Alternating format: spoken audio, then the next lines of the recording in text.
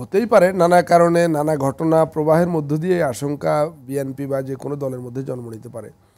ব্যক্তিগতভাবে আমি মনে করি যে -2 কথাটা এখন আর প্রযোজ্য না।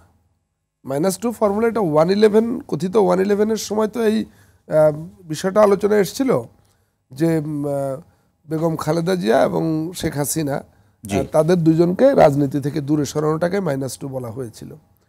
তো আজকের দিনে তো সেই বাস্তবতা নাই এই কারণে যে প্রথমত একজন তো নিজেই পালিয়ে গেছেন গণ অভ্যুত্থানে বা গণরোষের মুখে, তিনি ঝাড়ে বংশে পালিয়ে গেছেন, তিনি শুধু একা পালাননি। বেগম খালেদা জিয়া তিনি যে একটু আগে বলেছি শুধুমাত্র অন্ধ আওয়ামী লীগার ছাড়া এদেশের সাধারণ মানুষের কাছে অত্যন্ত সম্মানিত এবং গ্রহণযোগ্য একজন মানুষ, জনপ্রিয় একজন মানুষ। আমরা যদি সেই 1991 সাল, 96 সাল, 2001 প্রত্যেকটা নির্বাচনে দেখি বেগম খালেদা জিয়া 5টা করে আসনে তিনি ভোট করেছিলেন, পরে 3টা করে, তিনি সবসময় সব আসনে বিজয়ী হয়েছেন। কখনোই তিনি কোনো আসনে পরাজিত হননি। তার পরাজয়ের, ব্যক্তিগত পরাজয়ের কোনো রেকর্ড নেই। এটা থেকে তার জনপ্রিয়তা, তার প্রতি মানুষের ভালোবাসার সম্মান, এটা পরিষ্কার স্পষ্ট।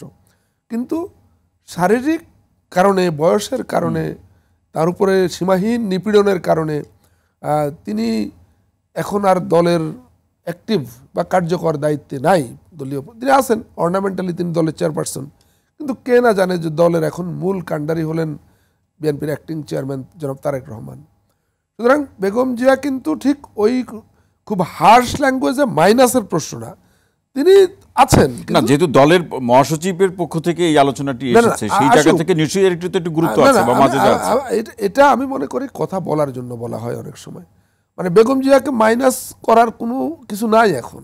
প্রথম কথা হলো কেউ ওনাকে দেশ থেকে মাইনাস করে দেবে নাকি, সেটা তো না। আর দল থেকে কে মাইনাস করবে? উনি তো দলের প্রধান আছেন, দল ডিসাইডেড করবে উনি থাকবেন কি থাকবেন না। আর মানে দল পরিচালনার কাজটা তো জনাব তারেক রহমান করছেন। সুতরাং আমার কাছে মনে হয়েছে আমাদের দেশে কিছু কথা আছে, এগুলো বলার জন্য বলা। আবার এই প্রসঙ্গে এমনটি আছে কিনা মনে হয় ভাই, সেটি হচ্ছে যে মাইনাসের রাজনীতি সূত্র ধরে আগামী যে নির্বাচন, সেই নির্বাচন নিয়ে আমরা আলোচনা শুনবো। যদি আমাকে মাইনাসের কথা বলেন, আমি বলবো যে এইরকম একটা কনস্পিরেসির কথা শোনা যায় যে বিএনপিকে মানে আমি ক্ষমতার বাইরে রাখা যায়। এই প্রশ্নটি আমার ছিল যে আসলে আগামী নির্বাচনে বিএনপিকে ক্ষমতার বাইরে রাখা কিংবা নির্বাচনে জয়ী হওয়ার প্রসঙ্গ কিংবা তার জনসম্পৃক্ততার প্রসঙ্গ কিংবা দেশি বিদেশি ষড়যন্ত্রের কথা শোনা যাচ্ছে, এই জায়গাতে আপনি কি মনে করেন সেটি কতটা সম্ভব?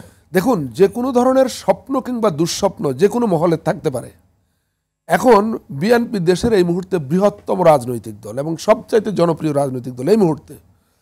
তো সেখানে কেউ একজন ভাবলো যে বিএনপিকে বাদ দিয়ে নির্বাচন করবে বা আগামী বাংলাদেশ সামনের দিকে আগাবে, এইটা একটা মানে অলিক কল্পনা ছাড়া তো আর কিছু হতে পারে না।